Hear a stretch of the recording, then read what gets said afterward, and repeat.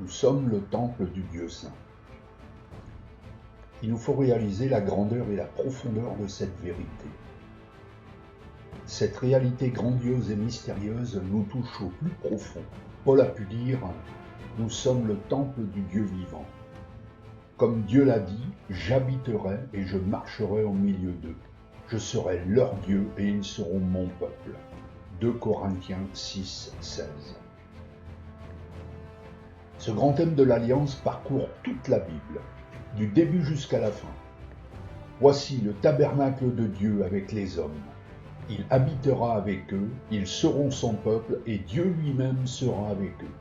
Apocalypse 21, 3. Dans son alliance, le Seigneur a voulu vivre tout proche de nous. Prenons l'exemple suivant. Quand un homme et une femme se marient, n'est-ce pas pour vivre ensemble dans la même maison ? Ainsi en est-il du Seigneur, qui a dit « J'habiterai et je marcherai au milieu d'eux ». Quelle est l'origine de l'image du temple dans la Bible ? L'idée du temple commence avec une tente sacrée construite à l'époque de Moïse, lorsque le peuple d'Israël voyageait vers la terre promise. Dieu voulait habiter au milieu de son peuple. Ils me feront un sanctuaire et je demeurerai au milieu d'eux. Exode 25, 8. Il ne les a pas laissés seuls dans le désert, mais il les a accompagnés, vivant lui aussi sous une tente. Une fois installés en Canaan, les Israélites ont bâti des maisons, et Dieu a permis qu'on lui construise une demeure terrestre, le temple de Jérusalem, édifié par Salomon. Bien que Dieu n'ait pas besoin d'un lieu physique, l'univers entier ne peut contenir sa grandeur. Il a choisi de s'abaisser pour vivre parmi son peuple. Dieu est un Dieu proche, mais saint. Cette proximité divine était empreinte de respect et de crainte. Et pourtant, il fallait garder une distance respectable. C'était dangereux de venir trop près. Seul le grand prêtre pouvait entrer dans le lieu très saint, et seulement une fois par an, avec des sacrifices pour les péchés. Le temple annonçait déjà la venue de Jésus-Christ. Dieu est avec nous, qui a dressé sa tente parmi nous, Jean 1, 14. Tout cela est magnifique, mais qu'est-il arrivé quand Jésus est monté au ciel ? Dieu s'est fait encore plus proche. À la Pentecôte, le Seigneur Jésus envoya pleinement son esprit dans l'Église et dans le cœur des disciples. Paul fait cette déclaration étonnante aux chrétiens de Corinthe. Nous sommes le temple du Dieu vivant. 2 Corinthiens 6, 16. Ne savez-vous pas ceci ? Votre corps est le temple du Saint-Esprit qui est en vous et que vous avez reçu de Dieu. 1 Corinthiens 6, 19. Toute l'Église est maintenant le temple de Dieu. Et chaque croyant individuellement est aussi le temple de Dieu. Nous sommes la maison de Dieu sur terre. Avez-vous déjà pensé à cela ? Le Dieu très haut, trop grand pour que l'univers le contienne, a fait sa demeure chez nous. L'Esprit Saint a choisi d'habiter dans l'Église et dans les croyants. Quelle réalité grandiose et mystérieuse ! Nous sommes le gardien du temple intérieur. Dieu nous confie la responsabilité de son temple, en ce que nous devons veiller sur notre propre cœur. Lorsque Dieu entre dans nos vies, il entreprend un grand nettoyage intérieur. Il réorganise, il purifie et renouvelle notre être. Ce processus est profond et progressif, comme une rénovation qui rend notre cœur digne de sa présence. Dieu nous a promis cette transformation. Je vous donnerai un cœur nouveau et je mettrai en vous un esprit nouveau. Ézéchiel 36, 26.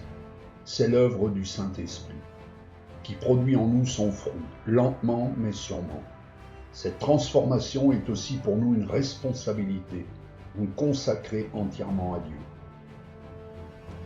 La consécration est l'engagement à mourir à son moi ou son ego, à ses ambitions ou aspirations, pour ne vivre que de Dieu, par Dieu et pour Dieu. 2 Corinthiens 5, 15. La consécration ne dépend pas de notre propre volonté. C'est en raison de la grâce surabondante de Dieu que nous pouvons nous consacrer en quelque sorte. C'est le fruit de cette transformation opérée par l'Esprit Saint. Le temple du Saint-Esprit, c'est une réalité bouleversante. Dieu est avec nous à chaque instant, au réveil, dans nos déplacements, nos relations, nos joies et nos peines. Même dans la solitude, il nous soutient et nous console. Bien que nous ne voyions pas l'Esprit de Dieu, sa présence devrait se manifester concrètement dans nos vies, par nos attitudes, nos choix, notre foi et notre obéissance. Elle appelle au respect, à la crainte et surtout à l'adoration. Être habité par Dieu lui-même transforme notre quotidien en un lieu sacré, où chaque geste devrait refléter sa gloire. Comment profitons-nous de ce libre accès auprès du Père? Avons-nous des moments de silence, seuls, Bible ouverte, à l'écoute de sa parole? Avons-nous des conversations régulières avec Dieu dans la prière? Quelle est la qualité de nos temps de prière? Comment nous préparons-nous à venir adorer Dieu dans l'Église? Sommes-nous saisis par la majesté du Dieu très haut?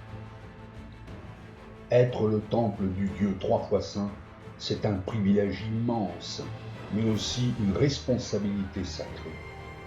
Nous sommes les membres du corps de Christ, rachetés à un très grand prix. Pour cela, nos corps ne nous appartiennent plus. Nous n'avons pas le droit d'utiliser nos corps pour notre propre plaisir. Le chrétien qui se livre à la débauche introduit le péché dans son propre corps, membre du corps de Christ. Ce verset dit très clairement qu'il est terrible de souiller le corps par l'impudicité. C'est profaner le temple de Dieu. Les péchés sexuels en particulier souillent ce temple sacré. Paul nous exhorte, fuyez l'impudicité. 1 Corinthiens 6,18. De nombreuses personnes subissent les conséquences de ce dérèglement, sous ses diverses formes. Ces effets n'atteignent pas seulement le corps, mais bien souvent l'esprit. La sanctification passe par la fuite de la tentation et le respect du corps comme demeure du Saint-Esprit. Celui qui s'unit au Seigneur Jésus devient comme une seule personne avec lui. Le croyant qui maintient son unité avec le Seigneur Jésus-Christ par une vie de sanctification est spirituellement un avec lui grâce au Saint-Esprit. Pouvez-vous imaginer tous les bienfaits d'une vie ainsi unie au Christ? Si les chrétiens comprenaient à quel point c'est une grâce d'avoir le Saint-Esprit en eux, ils seraient plus heureux, moins inquiets et plus déterminés à mener une vie sainte ou consacrée. Réalisons bien que nous ne nous appartenons plus à nous-mêmes, parce qu'il nous a rachetés à un très grand prix. Désormais notre corps et notre esprit lui appartiennent. Glorifiez donc Dieu dans son saint temple que nous sommes. Christ a payé le prix par son sang, et depuis notre corps et notre esprit doivent être utilisés pour le glorifier. Le fait que nous soyons à lui rachetés, faisant partie de son temple spirituel, nous met dans l'obligation absolue de consacrer nos corps et notre esprit à son service. Le Saint-Esprit est le sceau par lequel Dieu nous a marqués comme lui appartenant. 2 Corinthiens 1,22. Bien-aimés, réalisons et prenons conscience de ce que nous sommes, le temple du Saint-Esprit. Nous ne sommes pas n'importe qui et n'importe quoi. Rendons gloire en toutes choses à notre Dieu, qui nous a fait la grâce de venir habiter en nous. Amen.